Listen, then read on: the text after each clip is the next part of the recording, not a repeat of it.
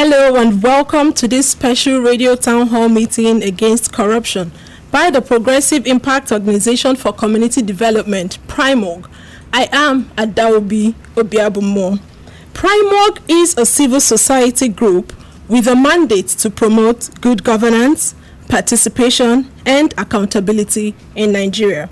This town hall meeting against corruption is organized with the support from the MacArthur Foundation.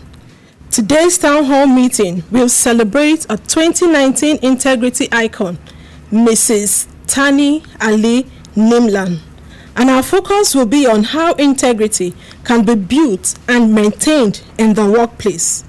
The program will also feature Mrs. Jamila Uja, who is a close associate of Mrs. Nimlan, Kira Wakis, the Grant and Compliance Officer at Integrity Organization, Nelson Kebodi, legal practitioner and principal partner of N.I. Kebodi and Associates, Jasper Ukachukwu, senior program officer at Center for Democracy and Development, CDD.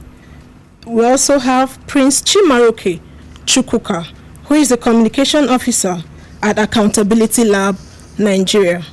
For the listener, please remember that you can be part of this meeting. Be ready to join us through the phone to share your experience with us in the course of the deliberations. Tell us how you think we can build and maintain integrity in the workplace. You can begin to share your views to 0902 265 6167. That is 0902 265 6167. And also remember that we are streaming live on Facebook at Official PRIMORG. Let's now listen to the opinion of some Nigerians on how corruption can be reduced if more Nigerians demonstrate the value of integrity in the workplace. Voices against corruption. Let the people speak. Hello and welcome to PRIMORG's public feedback series on corruption, called Voices Against Corruption. And we ask, do you think corruption can be eliminated or reduced if more Nigerians demonstrate values of integrity in their places of work? By the time you have good people in our community, in our society, and they lay a good example to the coming generation, actually the corruption will be minimized. In my own view, I don't think corruption will ever be reduced in this country, no matter the level of integrity you may think we will have in this country. Because the foundation is already shaking. And when the foundation has problem, I don't think anything that you lay in that foundation can come out good again. So if you talk about having more integrity, as in more people of integrity in this country, I don't think we're going to have such. When there is a good and a well-disciplined environment, good people who are intelligent, that knows the value of educations, that knows the worth of educations, and that have the value of citizenship, that knows the people way of life, it can be reduced based on the mentality and the way of life of people. It can definitely be reduced.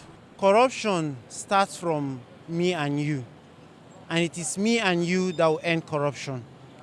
That is to say, if wherever I am working, I decide that I will not cheat my neighbor, definitely corruption will stop. It will be either eliminated or reduced to the barest minimum. You see, I have always told people this.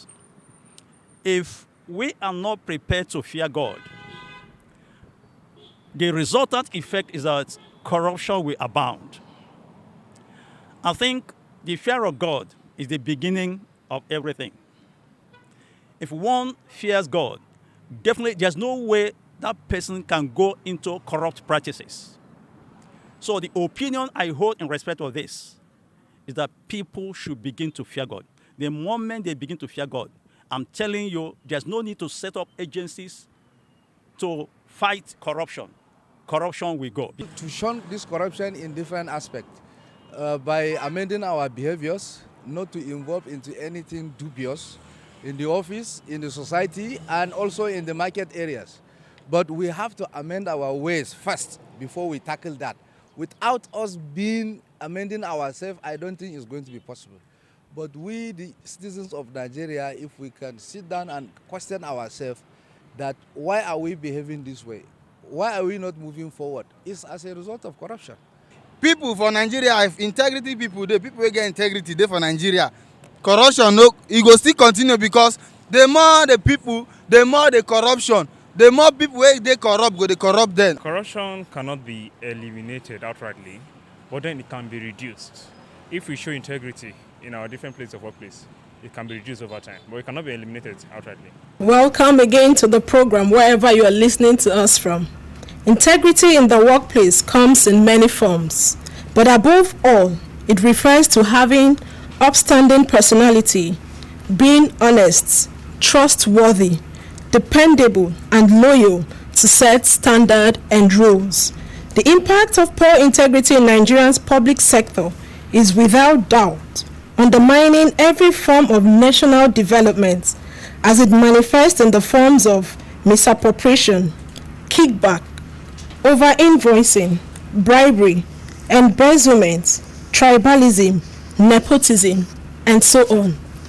A report by Human and Environmental Development Agenda, HEDA, in 2019 revealed that Nigeria has lost at least $600 billion to corrupt officials since 1960, which makes building and maintaining integrity in the workplace very crucial and essential for our survival as a nation. In its simplest definition, integrity means doing the right thing at all times, even when no one is there looking at you. Today we celebrate Mrs. Tani Ali Nimlan, a woman who displays integrity in a very sensitive sector in Nigeria. She is renowned for rejecting bribes and insisting that the right things are done, while monitoring all NAFDAC-regulated products in the market, as well as ensuring that all regulated products distributed and sold to the public are safe, efficacious, and of good quality. Her story is typically the story of many Nigerians who are on a daily basis resisting corruption and doing the right things, even in the midst of the pervasive corruption in Nigeria.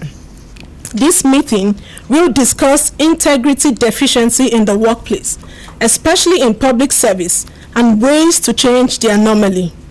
We will also listen to you, men and women of integrity out there, who would call us to share the challenges you face every day when you want to be honest. We are expecting your calls.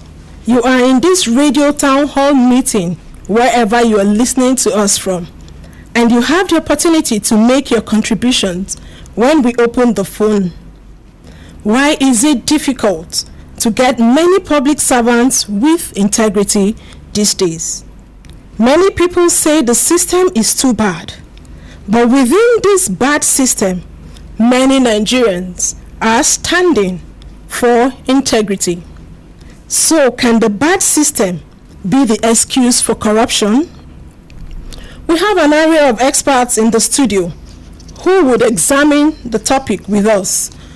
But first off, let's bring in Mrs. Tani Nimlan, whose giant strides in integrity and efficiency at the workplace have not gone unnoticed.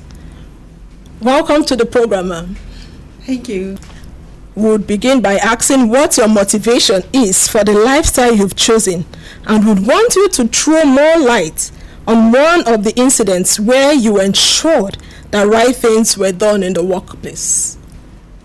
Yes. First and foremost, I will say the fear of God. If you have the fear of God, you will not like to do things that will offend Him. That means you have to obey what God says. Now, having said that, the next thing is have respect for humanity, because everybody is important in the sight of God, and you would like to do things right, because you wouldn't like to do anything that will hurt your. If you don't want anything to be done that you will be hurt, then don't do it to your fellow human being. Like we say here, do unto others what you wanted to be done to you. Yes. Then again, my motivation factor is discipline. You have to be disciplined who you are and define your core value. What do you want people to say about you? Do you want them to look at you? To me, I look at it, I have a thing, I must give something to the society. And how can that be done? Is by my way of life. Being an example. Be firm in anything that I'm doing. And of course, I'm working with people. So I should also keep to what I say. I must make sure I keep to my words. Many a times, we human beings, we like to tell lies in order to impress our audience or whoever we are working with, either our boss or subordinate. As I've said, I believe that anything I'm doing, I'm going to be accounted for. Just like I said from the beginning, that I must have the fear of God. So the fear of God keeps me going, because I always ask myself, this thing that I'm doing, is God really pleased with it? If God is not going to be pleased with it, why must I go ahead to do that? After all, He is the one that made me what I am today. Interesting. Fear of God, respect for humanity, discipline, and having core values are the factors that motivate you to be the person of integrity you are today. Kindly share one experience, like I asked earlier, where you ensured that the right thing was done in your office. Yes, I have a lot of experience. But just one. Let me just say one, the popular one. I remember when I was in Lagos working for the agency. I always have at the back of my mind, my work is to save life through the work I'm doing. So there was this particular time I was at the airport. A particular consignment was brought in. And I suspect that consignment was not registered. And I feel that I should not, in fact, I have to do my work. When I came across the person coming in to clear the goods, I told him that I'm not sure of this consignment. Please, can we put this product on hold while we analyze this product to ascertain the quality of the product, being that it's not having NAFDAC number. Of course, the man tried to resist, did all he could to ensure that I allowed this container. So how were you able to resist him? So many things. I told him that I cannot do that. Anyway, I convinced him that this product, we are talking of life. We don't know where this product can go. Perhaps it could be my own relation will be affected, or even he himself. So let us ascertain to know the product. But actually, after convincing him, we placed this thing on hold. We took it to the lab. And that's, in fact, if I remember that incident, I said, God, thank you for doing what is right. At the end of the day, when this result came out, it's supposed to be a life-saving injection, but it turned out to be conch hydrochloric acid. So imagine I allowed this product to just go. How many people will have been dead? And what will I say at the end? So I feel that it's not something I can compromise in any way. Thank you so much for standing on integrity. You were recognized as a person of, you were recognized as an integrity icon back in 2019. What does it really take to say no to kickbacks and insist on due process? It takes courage. But first, as I said, if you have the fear of God, you always believe God is on your side, one. Then as a human being, it takes courage. It's not easy. Perhaps the person you are meeting, maybe somebody that always like to intimidate somebody in the society. They would like to, do all sorts of things. But when you have that courage, and again, you need to be focused.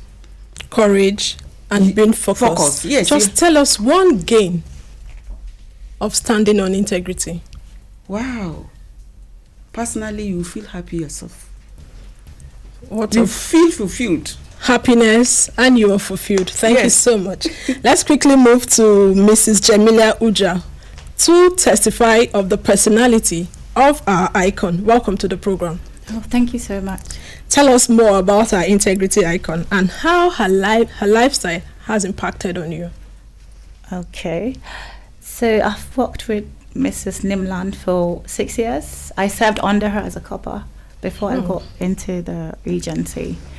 So the first thing I realized or I saw about her was like, she stands firm. She doesn't let her voice be she voice out when she thinks something is wrong, and she can't be manipulated. No matter what you say to her, she's going to point out what she thinks is wrong, and she'll follow it up to be corrected. I noticed that she treats everyone equally, which is a great deal in a public office. She does, I don't know if it's okay to use this word, but she doesn't kiss ass. Like, there's nothing like, oh, I can't offend this person, in as much as it's wrong. She is, no matter how strong or how powerful you think you are, she's still going to point it out. She does her part, even if she doesn't get what she needs to, what she wanted to get at the end of the day. She has done what she was supposed to do. So she's clear, like, I tried my best. It's not my fault, and the Lord is watching. So it's always about, she puts her religion first. I think that's the main thing that pushes her to go. Is like, even if no one is watching, God is watching. Even when no one is watching, God is watching. So what are the gains when you do the right things all the time? Some people say you're respected. Some say you have peace of mind. Some say you're fulfilled, just like our icon. So what do you think are the other gains of doing the right thing? You see, when you do the right thing, when you have like an honest living, you easily get trusted. People trust you. You can easily face your fellow humans. You can face anyone. But the biggest of them all is that you can actually face God with no shame, you know. So you see these things. You see, when you have integrity, when you live an honest life, you can walk with a high self-esteem, knowing that you don't have to keep looking back at your shoulder as if someone is following you. You know, you can sleep in peace because you know that your conscience is clean. At the end of the day, even when you're not alive, you know that you have a legacy and you live in the heart of people. Okay, our icon is a Christian and Yes. you are a Muslim. I'm a Muslim. So do you think both of you have strong religious influence?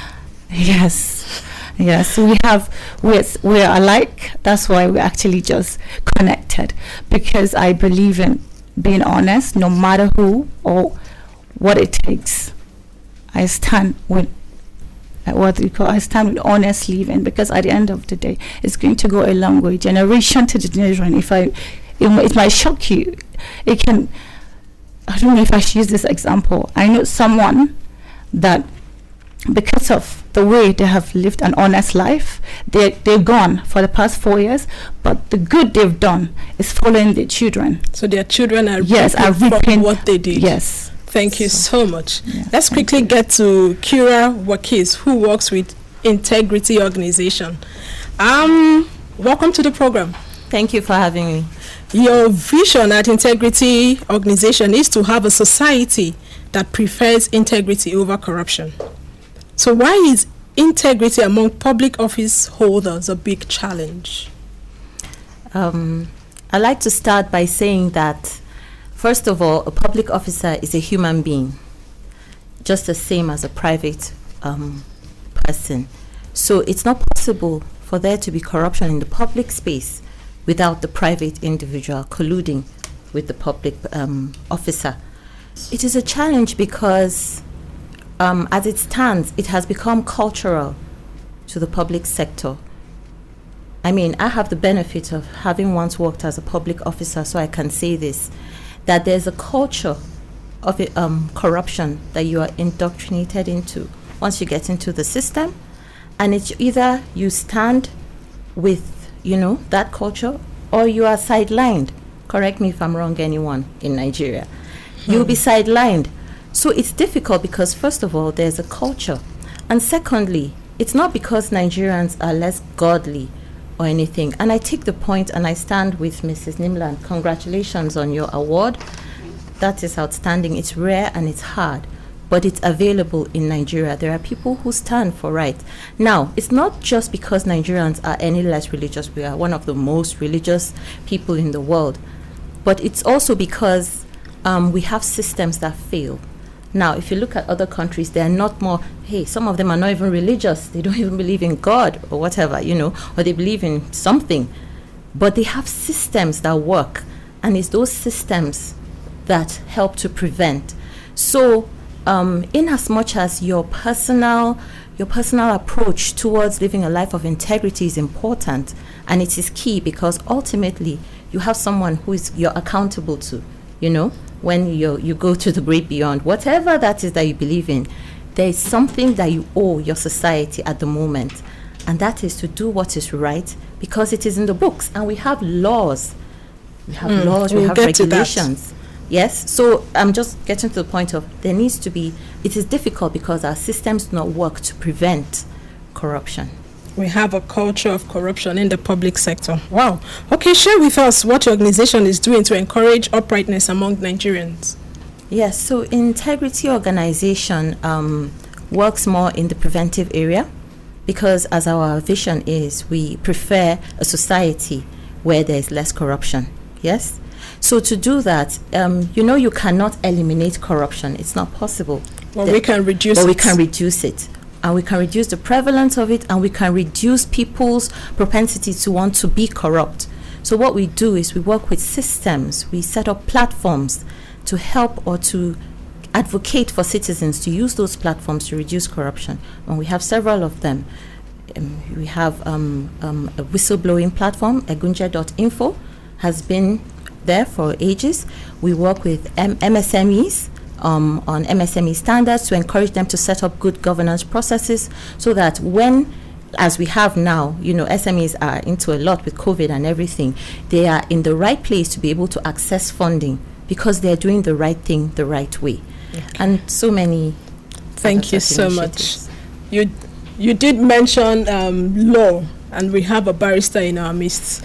Thank you so much, Barrister Nelson. We are all aware that the public sector has enough laws to punish people who undermine set rules and standards.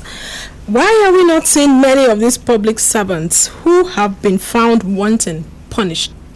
Okay. The reasons are so many, varied, and of different dimensions and proportions.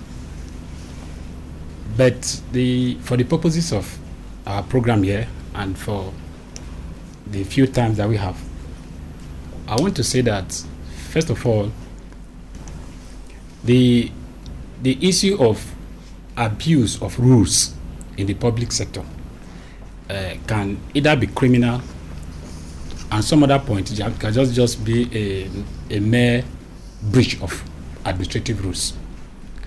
But on the criminal side, first of all, one of the reasons why we have it difficult to see many people convicted, even when we, in quotes, they seem to have flouted the laws or the rules, is because of even our constitution, our system too. Our constitution? Yes. What is it about the constitution? And the system that we practice. Now, the burden, everybody here agrees that Nigeria has an endemic culture of impunity, corruption, and the lack and absence of integrity. That means that people will always, at a certain high level, not want to abide by the rules. So, what it means is that you have a system to be able to checkmate them, and that means that you are going to have access to enough material and information to be able to bring them to book. For instance, Section 36, Subsection 5 of the Constitution provides that anybody that is accused of any criminal liability is given the benefit of that, which is the presumption of innocence. That means that the burden will now rest on the prosecutor to prove that you have committed this offense. Now, in the public sector, you have a challenge with access to information to be able to nail some persons and to come to that irresistible conclusion that the law requires of the prosecutor that this person has committed an offense. It is usually proved beyond reasonable doubt. So access to information is a challenge. It's a serious challenge. I will tell you that even now, even with the Freedom of Information Act that is available, you make some requests to these public agencies. It's difficult to access information, especially when the one that is involved has interest in what you are investigating. So now we've identified the challenges. Do you think we need more laws to fight corruption? First of all, Nigeria has enough laws. So we don't need more? The issue of integrity in the workplace or in the public space is not about laws. Laws do not sustain a social justice order. It is the willingness of the people to abide by certain codes, and it is individual dependent. I will tell you that the kind of laws we have, even as we talk here, laws are being made. The National Assembly, our National Assembly is a very busy one. The churn out bills every time. Every day, every time. But it is with respect to the applicability and the enforcement of those laws. That is where our challenge is. Okay. And we don't need more laws. What we need is an ethical psychical redirection of our mindset, going back to values that enhance integrity, that will make laws at this level and on some other things not relevant, because you don't need laws to tell you that this and XYZ is to take bribe. Okay, thank you so much. Laws do not sustain a social justice order. Let's quickly move to Jasper Ukachukwu. Welcome to the program. Yeah, thank you very much. You've heard what our lawyer said and what the previous speakers have also said. What do we stand to gain as a nation with a public service filled with men and women of integrity? We stand to gain a lot as a country, not just within the context of public service. Like the lady we are celebrating today. Obviously, you would like to do business with her because you trust her. So having people like that earns us trust, it earns us good reputation, it earns us influence that we need to have as a nation. Look at across West Africa, for instance. We are the big brothers. Well, how do we exercise that influence across as big brothers? Even looking at with the free trade that we have opened across Africa. One of the key ways we have to do that is that people have to trust us. So if we are going to be exporting our product, do the people have faith that the product that we are exporting across Africa, or across even within the neighboring countries in Lake Chad and West Africa, are going to be of the same quality that we say it is when they open it up and things like that? So there's a lot we are going to benefit from that. And I give you another practical example.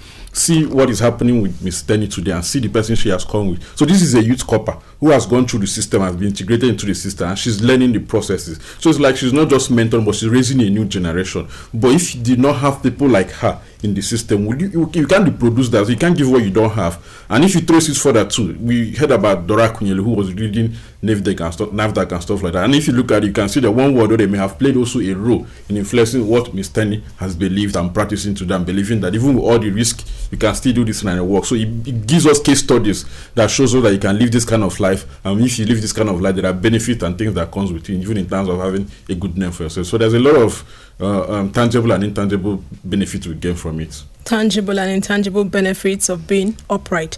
Despite the challenges, so many public servants like our icon today, Mrs. Nimnan, have decided to stand upright. How do we encourage more Nigerians to join this army that is relatively small in size? Like I had others find out that if I live this kind of life, that I will be celebrated. So one good way to do about it is that we need to bring out this kind of cases, and we need to celebrate and also reward them for what they have done. But beyond that, again, if you look at the Nigerian system and look at an average civil servant, for instance, and look at the minimum wage, and look at what the Nigerian society is today in terms of socio-economic survival and stuff like that, can an average civil servant survive in Nigeria with what they earn as salary?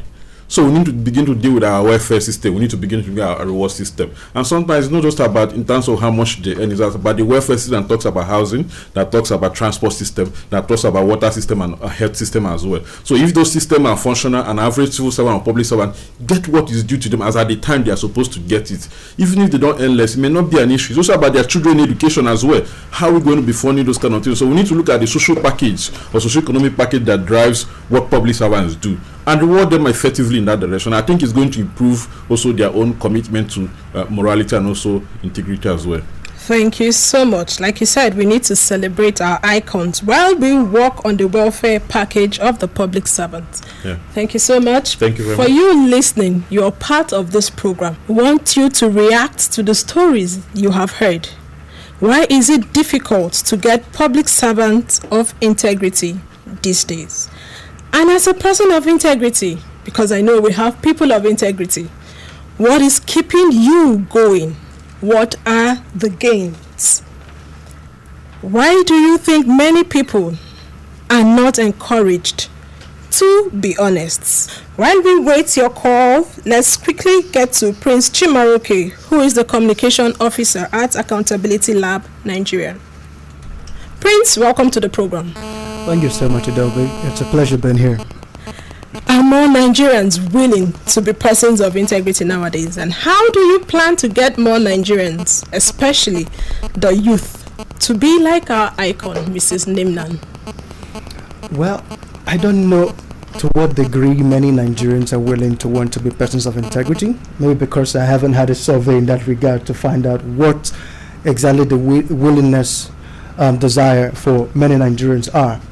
But if there's one thing I can tell you, that if there's anybody who is patriotic about this country, their desire is to see a public service or a Nigerian system or society where there are people of integrity, people who are accountable, decisions benefit everyone, and our systems work. You understand? And for that, I can truly tell you there are a lot of patriotic Nigerians who want to be persons of integrity.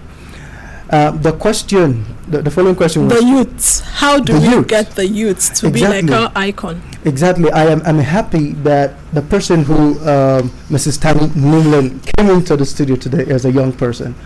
And this is not the first time. There are many times. I mean, I've been here a couple of times when we had CSP Francis Arabor, when we had a couple of other icons. As soon as these stories go out, people call in to say, these people are real? These people are there? We have people like this, and they go as far as saying, can we get their numbers? Can we reach out to them? It's that inspiration that we sell to say, we can do it. Do not think that it's all bad. There are still people, there are still men, there are still women who are there within the public service who will not compromise standard no matter the circumstance. And we want to not just stop there, but begin to amplify the stories. And thanks to what PRIMORG is doing, to amplify the stories on the media so that people begin to hear the stories and begin to be encouraged that they can go into the public service for the right reasons, and when they go there, just like the young lady who was here said, the story and the character of Mrs. Tani Nimlan already had influenced her. And this is what we hope to do, inspire a new generation of active citizens, young people who will come to say, we're going to come into the civil service for the right reasons. And if we begin to do that, of course, a time will come when we'll have an entirely new generation of public servants who are young, who are vibrant, and who will stand for what is right. So vibrant Nigerians who will stand for what is right. Want you to react to what you have heard. Why is it difficult to get public servants of integrity nowadays? And as a person of integrity, what is keeping you going? And what are the gains? Prince, you just celebrated another set of public servants who won last year's Integrity Icon Award. Okay, I am pleased to announce yet again that Ms. Faith Momo won the Integrity Icon Award on popular vote. And just to also correct an impression, the voting aspect of the project, it's not necessarily to say who had more integrity than the other. It's just to have public engagement with everybody who would have engaged with that story or all of the stories one way or the other. So she is the winner by popular vote. And her story is such that she works at a local government area in Kogi. Forgive me, I may have to read it from the text because it's quite tricky to pronounce. Ugolago in Kogi. I'm not exactly sure what how 2020. I'm not exactly sure how that is pronounced, but Ugolago, exactly, please, in Kogi State. So forgive me, it's a bit tricky. So that's the local government where she serves, and she's in charge of distributing palliatives that are donated from NGOs and other, donors. And once you're in charge of palliatives, you know what happens there. Okay. There are pressures everywhere to say, hey, let's keep some for staff, for director, for guy above or guy below, and all of those kind of stuff. But she stood her ground, even up until the point where she almost lost her job, and then people had to start defending her to say, oh, we can't let you, a person of character, just lose your job. And then she was reinstated. And her story has just been as appealing as Can we have the names of the top 5 or what it is? Okay. Because I know you got over 700 nominees. Yes, over 800 precisely. 800, okay.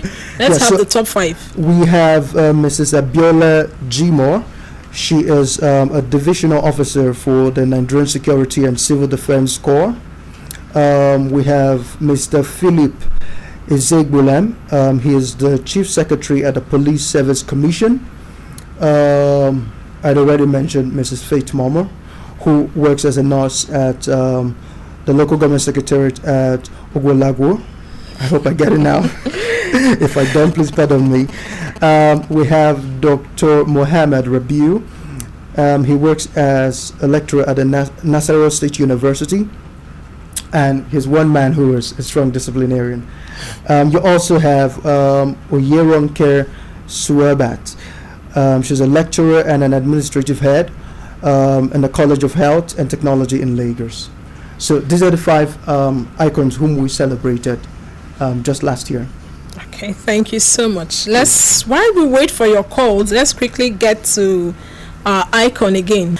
Mrs. Nimda, thank you again. How best can the government encourage integrity amongst public servants? I think the government can do that if they can implement all the policies set in place, because the government have enough policies that can guide all civil servants, and if it can be implemented, because many a times you will see the area staff, but they are not to an extent, I'm talking in generality now, are not being punished. Some are even celebrated in some places. Okay? Although in NAFDAC we don't tolerate. Many are being sent out. So, if government can really implement all the policies regarding the rule set for their staff, everybody will sit up. Because I remember when Dora came in, she set an example for us, and all of us sat up, and nobody pursued us. We started doing what is right. So I think government should lead by example. Government should lead by example and enforce its laws and policies. We just heard from our icon, Mrs. Tani Aline Nimlan. She is the 2019 Integrity Icon, an Assistant Director at National Agency for Food and Drug Administration and Control, NAFDAC. We also have one of our speakers, Kura Wakis, who is the Grant and Compliance Officer at Integrity Organization. Do you think public servants are getting enough motivation to display integrity in the workplace? I think that efforts like these, celebrating integrity icons in the public sector is such an effort. I do not have statistics or anything to back what I'm saying, but I will say that this is one such effort which should be replicated across the public service and even in the private space, in the civil society sector. We should do more of these in each of our corners in the different things that we advocate for. I think there's a great opportunity to do this because standing out from the grain is not an easy thing. And so while it is easy to always see what is in the news, pointing names and shaming public officials for doing the wrong thing, we should celebrate people who do the right thing.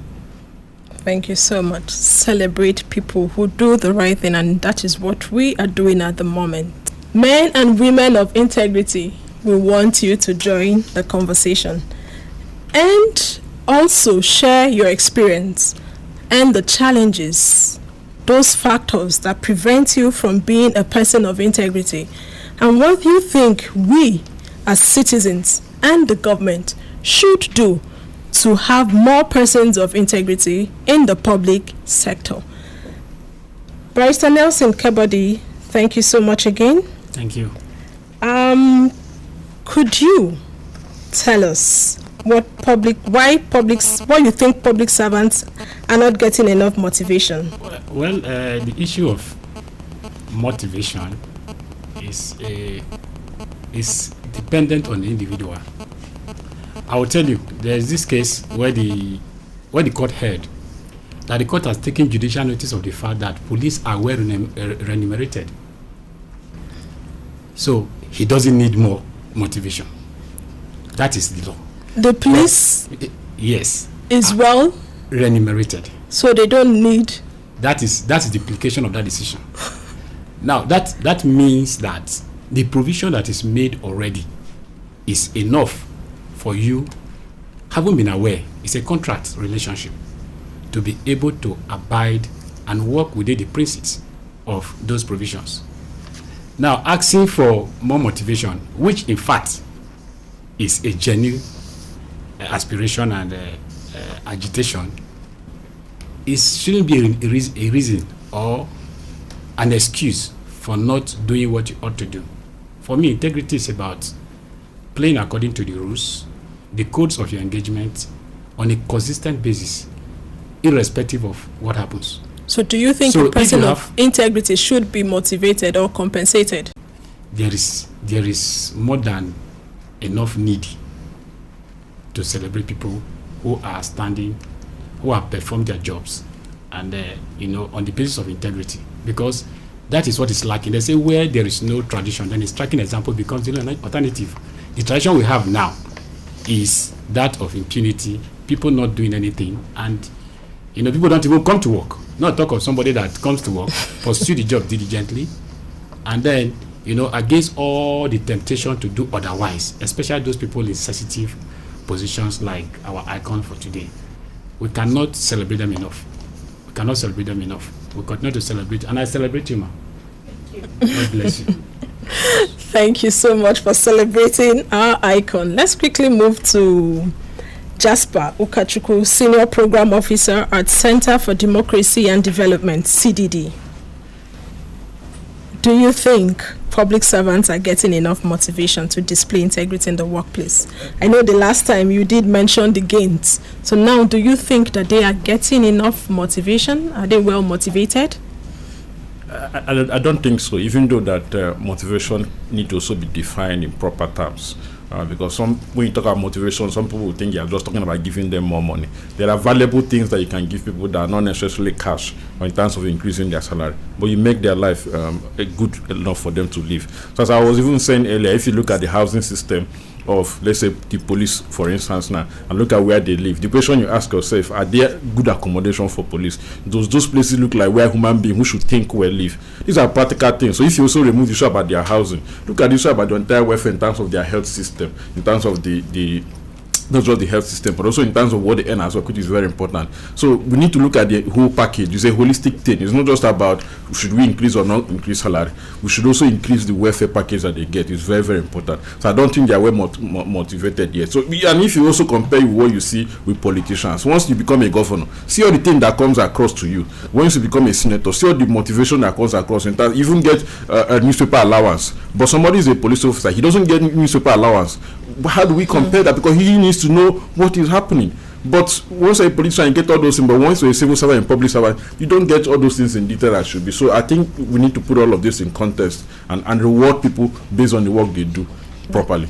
Motivation and reward system, welfare packages of civil servants should be improved. Thank you so much.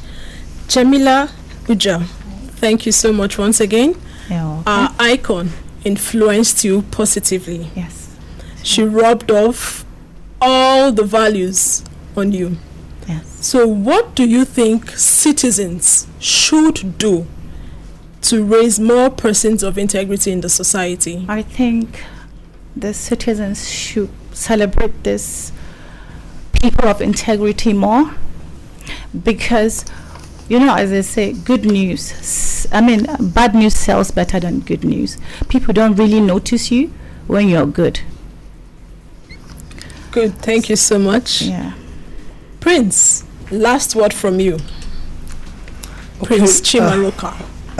A lot of people have said a lot of things here, from laws to policies and a bunch of things. Truth is, I think there's some systems we have in place. It's just that every system, every structure will be driven by people. And whether we like it or not, I would always hammer on this, that leadership is in fact the bulk of all of this. Because if you're in a space where you look up to certain persons and you see them flaunting or going against the law or doing the wrong thing, at some point it begins to dawn on you as if doing the wrong thing is the right thing to do. You understand? So what I would say is, within our circle of influence, just like we're doing with our icons, to say, now you're an icon, so can you begin to build cliques of people who wants to stand for integrity within your workplace? You know, because that way, if they begin to build cliques within the workspace in bits, they'll begin to depopulate the amount of persons who will stand for corruption, and more persons will be willing to resist corruption. Because we need to now recreate or redefine what our new normal should be.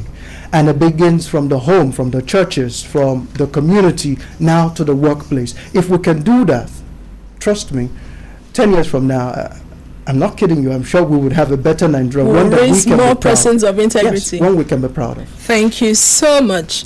The flip side of corruption is integrity. And for us to address the issue of corruption, we need more persons of integrity in the society. Wherever you are, whatever you do, want to encourage you, should strive to be a person of integrity, and also raise persons of integrity just like our icon did. We still want to encourage you to send us messages. If you couldn't reach us, send a text message to 0902 265 6167 or info@primorg.org. With this, we have come to the end of this special radio town hall meeting against corruption. We sincerely appreciate Mrs. Tani Ali Nimlan, our shining example in the public sector. We also commend Mrs. Jamila Uja, whom our integrity icon has influenced positively. We appreciate our speakers, Kura Wakis, Compliance Officer at Integrity Organization, Nelson Kebodi, Legal Practitioner and Principal Partner of N.I. Kebodi and Associates, Jasper Ukachukwu, Senior Program Officer at Center for Democracy and Development, CDD. And last but not the least, Prince Chimaroke Chukwuka, Communication Officer at Accountability Lab Nigeria. If you have a message for us or you want to react to what you heard on this program, please reach us through 0902 265 6167. That is 0902 265 6167, or through info@primorg.org. Primorg is spelled PRIMORG. Please visit the news page of our website, news.primorg.org. That is news.primorg.org for all the details of our reports, videos, and interviews. Visit our website, primorg.org, to get all the information about Primorg. Again, Primorg is spelled PRIMORG. PRIMORG's engagement against corruption is supported by the John T. and Catherine V. MacArthur Foundation, committed to building a more just, verdant, and peaceful world. Get more information about the foundation at its website, macfound.org. We will give you enough notice for our next radio town hall meeting here. Please follow us on all our social media platforms at official PRIMORG to get timely information on our activities. Many thanks to the PRIMORG team for a wonderful work. The executive producer of PRIMORG's radio town hall meeting series is Okiria Agbonsiremi. As we wrap up this meeting, we want to wish the Africa Director, MacArthur Foundation, Dr. Kole Shetima, a happy birthday. He is a year older today. Enjoy your day, sir. Thanks to everyone who have been part of this meeting. I am Adaobi Obiabumo. Stay safe.